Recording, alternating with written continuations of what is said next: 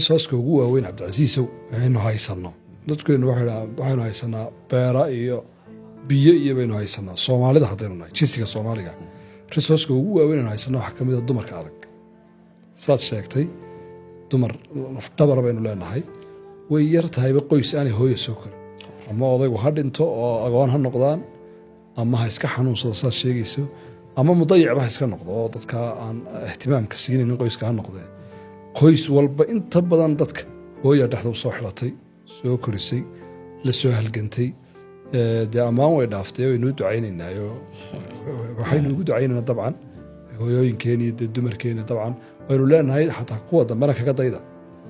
intay waa tan nagu bilaabantay laakiin si dhamaad buu ku dhow iska hor waxay nagu firay dagaal cajaa'ib oo rag iyo dumarka madaxa la isku garaaco marka inaga inaafici maayo kana haru jiid maayo dagaalkaasi sidii bulshadeenu ahaan jirtay isku sabirka lahayd isku dulqaadka lahayd